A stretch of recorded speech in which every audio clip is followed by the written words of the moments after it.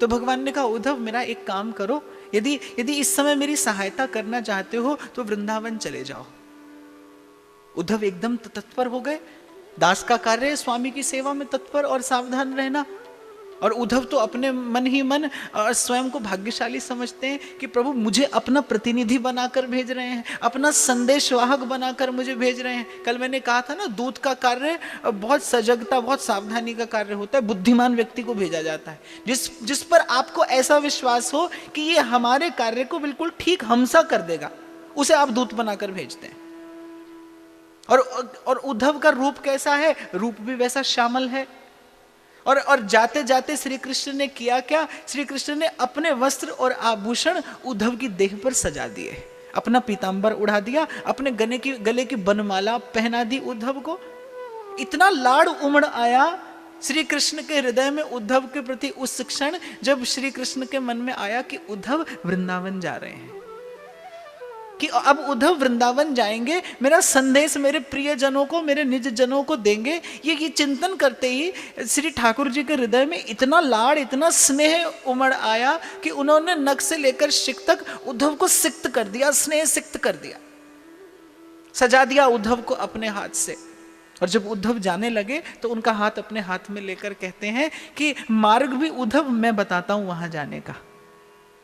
ये भगवान का अनुग्रह है, ये भगवान की करुणा है। स्वयं भेज रहे हैं उन्हें, स्वयं साधन दिया है, स्वयं संदेश दिया है। और फिर कहते हैं कि उद्धव मार्ग भी तुम्हें मैं बताता हूं जाने का, उस मार्ग से होकर जाना। और मुझे कहने में कोई द्वंद नहीं है कि यदि आप बने रहे ना प्रभु के निकट, महाराज कहते हैं ना, मुकुत भुगत जुगत तेरी सेवा, जित तू आप करावे। अगर कभी आप बने रहे प्रभु के निकट और प्रभु ने आपको सेवा के लिए चुन लिया,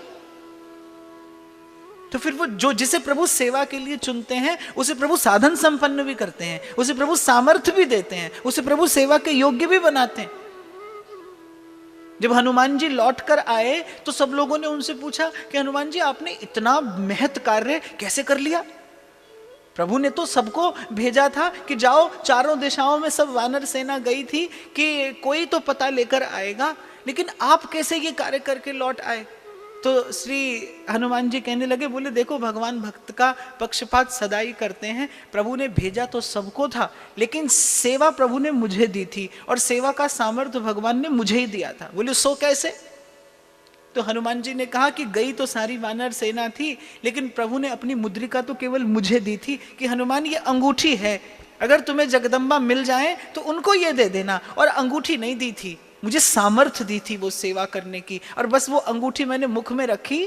प्रभु मुद्रिका मेली मुख माही, जलधि लांघ गए अचरज। तो जिसे प्रभु सेवा देते हैं उसे सेवा का साधन, सेवा का सामर्थ्य देते हैं। बस सेवक प्रभु के निकट सेवा में तत्पर खड़ा रहे कि जाने कब स्वामी के मन में इच्छा हो जाए, जाने कब वो सेवा देकर कृतार्थ कर दे, जाने कब आपके हाथ में वो सेवा कार्य आए और जीवन की सिद्धि हो जाए। सेवा जीवन की सिद्धि है।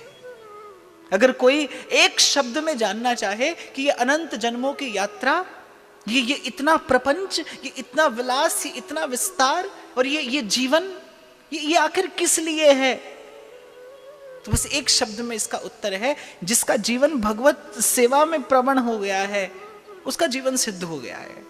जिसके जीवन में सेवा है संत की, भगवंत की, उसके पास जीवन की सिद्धि है। भगवत सेवा ही जीवन की सिद्धि है। जीव का ये विशुद्ध स्वरूप है, जीव कृष्णेर नित्य दास। और फिर प्रभु चुन ले तो फिर कहना क्या? कितनी करुणा, करुणा निधान के हृदय में। आज उद्धव पहली बार परिचित हो रहे हैं श्री कृष्ण के इस स्वरूप से। अभी तो उद्धव केवल ये जानते थे कि श्री कृष्ण आत्मा राम है, पूर्ण काम है, उन्हें न तो प्रसन्नता से प्रसन्नता होती है और न उन्हें कोई शोक पीड़ित करता है। क्यों? क्योंकि वो तो शोक और मोह के द्वंद्व से अतीत हैं। मन और बुद्धि की जितनी कल्पनाएं हैं ये मन का जितना प्रपंच है, श्री कृष्ण तो उससे परे हैं, वो तो मन से परे हैं। उद्धव नहीं जानते थे कि श्री कृष्ण के पास एक हृदय भी है, और उस हृदय में इतना अपार प्रेम छिपा है, उस हृदय में इतनी अपार करुणा छिपी है। आज पहली बार परिचय हो रहा है उद्धव का श्री कृष्ण के प्रेम स्वरूप से, पहली बार परिचित हो रहे हैं। और कैसे हो रहे हैं? क्योंकि श्री कृष्ण उन्हें परिचित कराना चाहते हैं। सोई जाने जिन देहु जनाई, जानत तुम्हें होई जा। तो कहा कि एक तो अमुक मार्ग से जाना, शीघ्र पहुंच जाओगे, और फिर देखो उस मार्ग से जाओगे तो रास्ते में तुम्हें एक स्थान ऐसा आएगा ब्रह्महृद के निकट, जहां वो ब्राह्मण पत्नियां होंगी जिनके पतियों ने मुझे मांगने पर भी भोजन देने से मना कर दिया था, और वो ब्राह्मण पत्नियां चुपके से आई थी मेरे पास भोजन कराने मुझे। वो मुझे मेरी कृपा से जान गई हैं उद्धव, और जब से उन्होंने मुझे जाना है तब से वो सतत मेरे नामों का अनुकीर्तन करती हैं। उन्हें प्रणाम करते हुए जाना, उनका मंगलाशीष लेते हुए जाना, सबसे पहले उन ब्राह्मण पत्नियों को प्रणाम करना। और सहसा यदि उस मार्ग से जाओगे तो तुम्हारे कान में स्वर पड़ जाएगा, केशव माधव हरि हरि बोल, मुकुंद माधव गोविंद बोल, केशव माधव हरि हरि बोल, मुकुंद माधव गोविंद बोल, केशव माधव हरि हरि बोल, मुकुंद माधव गोविंद बोल, केशव माधव हरि हरि बोल। राम राम बोल, कृष्ण कृष्ण बोल, राम राम बोल, कृष्ण कृष्ण बोल, केशव माधव हरि हरि बोल, केशव माधव हरि हरि बोल, मुकुंद माधव गोविंद बोल, मुकुंद माधव गोविंद बोल, केशव माधव हरि हरि बोल, केशव माधव हरि हरि बोल, केशव माधव हरि हरि बोल, केशव माधव हरि हरि बोल। मेरी परम भक्ता हैं, उनसे आशीर्वाद लेते हुए आगे जाना। और थोड़ा आगे जाओगे तो वो गौचारण भूमि आएगी जहां मैं प्रतिदिन गौचारण के लिए जाता था। और उद्धव, वहां असंख्य गौएं होंगी। वो गौएं हैं जिन्हें एक बार यदि मैं वंशी में टेर लेता था तो वो अपने प्राण प्रिय, अपने वत्सों को, अपने उन नन्हे नन्हे बालकों को छोड़कर मेरी ओर दौड़ी चली आती थी। और यदि एक बार उन्हें मैं प्रेम भरी दृष्टि से देख लेता था ना उद्धव, तो वो तृण चरना भी भूल जाती थी और बड़े प्रेम से लेहन करने लगती थी वो मेरे चरण कमलों का, बड़े प्रेम से आकर चूमती थी मेरे चरणों को। उद्धव, वो सारी की सारी गौएं मातृवत हैं। स्वर कांपने लगा श्री कृष्ण का उद्धव को ये संदेश देते देते कि वो सारी गौएं मातृवत हैं, उन्हें मातृवत प्रणाम निवेदन करना मेरा। उद्धव हतप्रभ रह गए श्री कृष्ण के मुख से ये वाक्य सुनकर कि गौओं को प्रणाम करने के लिए कहते हैं गोपाल। इतना अगाध स्नेह, इतनी असीम करुणा, ऐसी विशुद्ध प्रीति छिपी थी और मैं आज तक सर्वथा निकट रहता हुआ अपरिचित था। उद्धव के हृदय में शास्त्र ज्ञान का प्रकाश है। पर क्षमा करिएगा, सभी वस्तुएं प्रकाश में नहीं देखी जाती। किसी किसी वस्तु को देखने के लिए अंधकार की भी आवश्यकता होती है। आप सोचते होंगे कैसे? यदि आपको चंद्रमा के सौंदर्य का दर्शन करना है तो फिर आपको अंधकार होने की प्रतीक्षा करनी पड़ेगी। दिन के प्रकाश में चंद्रमा की उस चंद्रिका का, उस ज्योत्सना का सुख नहीं लिया जा सकता। शास्त्र ज्ञान सूर्य की रश्मियों जैसा है, वो सूर्य के प्रकाश जैसा है। उसमें प्रभु के ऐश्वर्य स्वरूप का दर्शन तो होता है, लेकिन प्रभु का वो स्वरूप जिसे महाप्रभु वल्लभाचार्य कहते हैं, अधरम मधुरम वदनम मधुरम नयनम मधुरम हसितम मधुरम चलितम मधुरम पलितम मधुरम मधुराधिपतेरखिलम।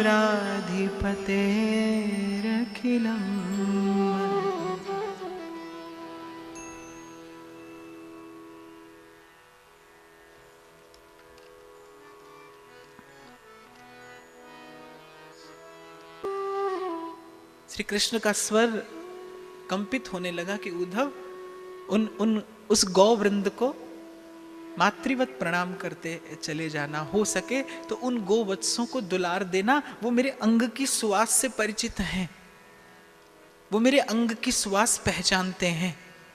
ये जो बनमाला मैंने तुम्हें पहनाई है, ये जो अपना अंगराग मैंने अनुलिप्त कर दिया है तुम्हारी इस श्यामल देह पर, वो तत्काल पहचान जाएंगे इसे। और कोई आश्चर्य नहीं कि जैसे ही तुम उस गौचारण भूमि में पहुंचो, सब गौएं और गोवत्स दौड़कर चले आए, घेर लें, प्रणाम कर देना, दुलार देना उन गोवत्सों को मेरी ओर से।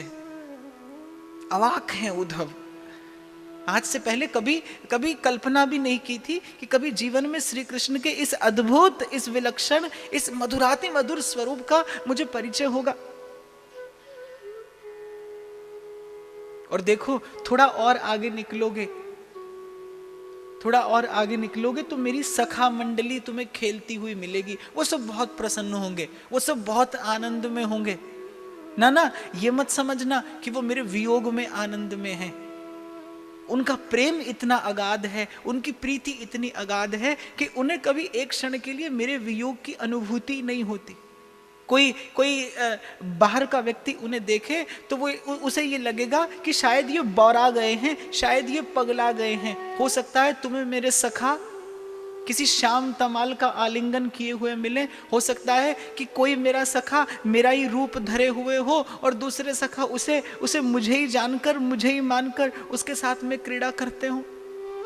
मेरी उस प्रेम से, उस प्रीति से, उस स्नेह से भरी हुई सखा मंडली को मेरा स्मरण दिलाते हुए आगे बढ़ जाना। ना, उनके पास मत जाना उद्धव। भगवान ने कहा कि नहीं, मत जाना उनके पास, उनकी क्रीड़ा में बाधा ना पड़ जाए कि जब मैं उनके सर्वथा निकट हूं, जब कभी एक क्षण के लिए उनसे वियुक्त होता ही नहीं, तो क्या आवश्यकता है उन्हें मेरे संदेश की। उनके निकट मत जाना। उनकी प्रीति, उनके वो प्रेम भरे खेल जो वो मेरे साथ में खेला करते हैं, बस दूर से देख लेना। तुम देखकर आनंदित हो जाओगे कि किस प्रकार मेरे सखा मुझ पर प्रीतिपूर्ण अधिकार रखते हैं। एक ब्रजवासी सखाओं को ये अधिकार है। भक्तमाल में गोविंद स्वामी की कथा आती है कि श्री कृष्ण के सखा भाव का आवेश रहता था उन्हें। एक बार श्रीनाथ जी, श्री ठाकुर जी उनके संग संध्या के समय क्रीड़ा कर रहे थे। पौ का महीना, जाड़े का समय था, और ऐसा नित्य का नियम था कि जैसे ही मंदिर में उत्थापन का शंखनाद होता था, ठाकुर जी अपने सखाओं के संग क्रीड़ा छोड़ के और मंदिर में आकर उपस्थित हो जाते हैं। आज भी उसी भाव से लीला चिंतन होता है श्रीनाथ जी के मंदिर में। आज भी उसी भावना से ठाकुर जी को लाड़ लड़ाया जाता है। तो श्री ठाकुर जी भंगी के एक बालक के संग में खेल रहे थे और उधर मंदिर में उत्थापन का शंखनाद हुआ और गोविंद स्वामी ने देखा कि श्री ठाकुर जी मंदिर में जाने के लिए दौड़ लगा रहे हैं। हाथ पकड़ लिया, बोले कहाँ जा रहे हो? बोले अरे गोविंदा, उत्थापन को संकेत है गयो, अब जा रहा हूं भीतर। तो बोले ऐसे कैसे जा रहे हो? बोले भंगी के छोरा के संग तू खेल रहो, अब तो स्नान करना पड़ेगा। श्री ठाकुर जी ने कहा भैया ऐसे जाड़े को समय मैं तो अब स्नान ना करूंगा। बोले भैया स्नान तो करना ही पड़ेगा। और जब श्री ठाकुर जी नहीं माने तो गोविंद स्वामी ने उठाया और श्री कृष्ण को उठाकर और कुंड में डाल दिया। अब तैरना ठाकुर जी को आता नहीं। जिनका नाम लेने वाले के लिए नारद जी कहते हैं सतरती सतरती सलोकांश तारयति, जिनका नाम लेने वाला आप भी तरता है और जाने कितनों को भव से तार देता है। उनकी ये मुनि मन मोहिनी लीला कि उन्हें तैरना नहीं आता। डूबने उतराने लगे उस अत्यंत शीतल जल में, सखाओं ने पकड़कर बाहर निकाला। गोविंद स्वामी पर बड़े क्रुद्ध हुए, बड़े रुष्ट हुए श्रीनाथ जी। ठाकुर जी की ये तूने आज क्या किया?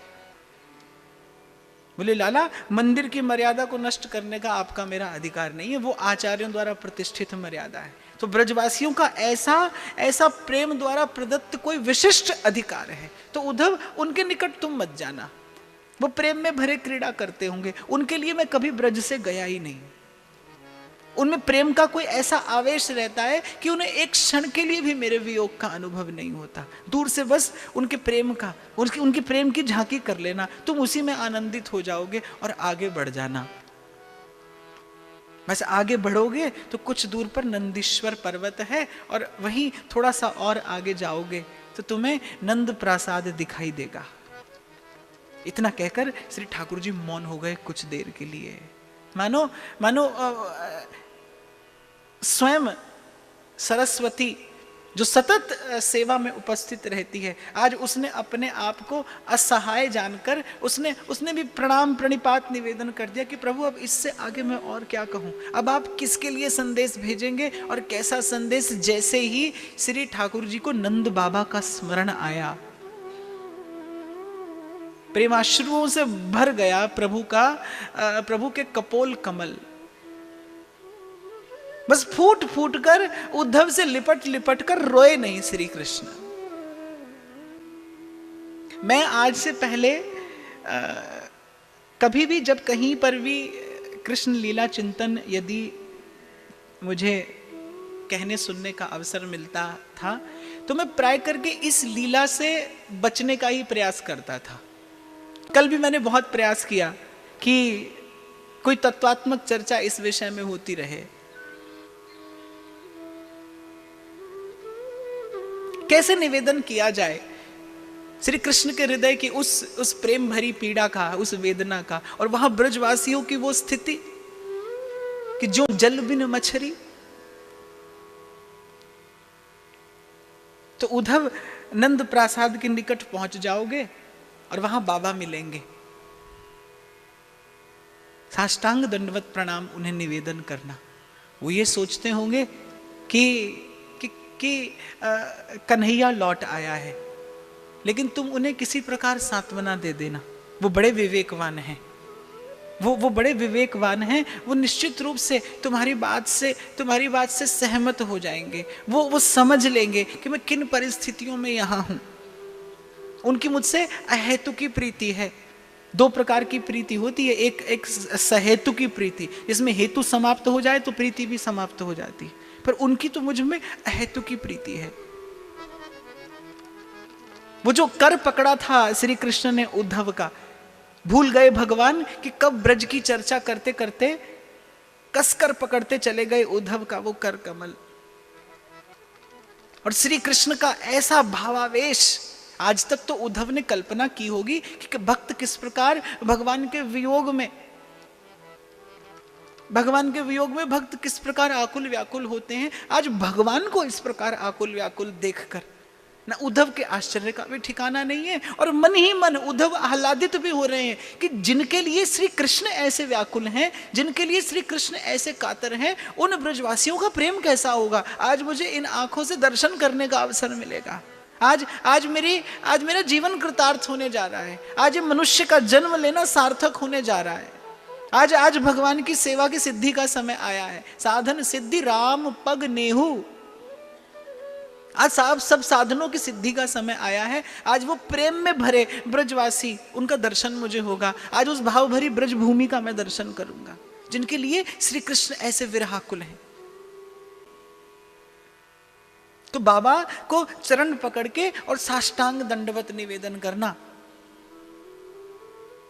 और हो सकता है कि मैया तुम्हें दिखाई ना दे, हो सकता है उद्धव उनका तुम्हें दर्शन ना हो, उनका दर्शन करने के लिए तो तुम्हें प्रयास करना पड़ेगा, क्योंकि मैं जानता हूं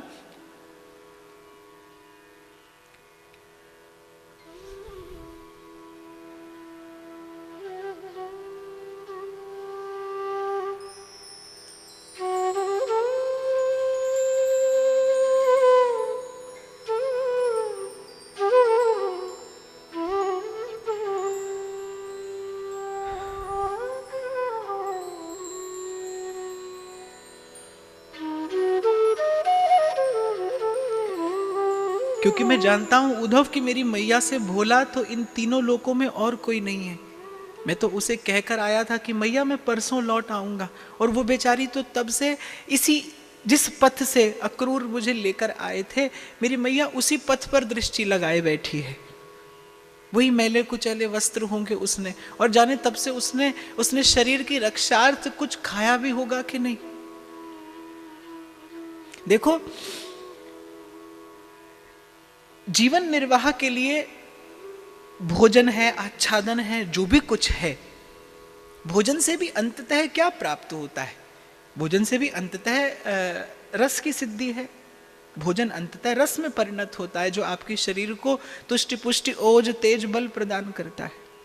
प्रेमी को शरीर की रक्षार्थ सब कुछ उसके हृदय में अवस्थित प्रेम का भाव दे देता है।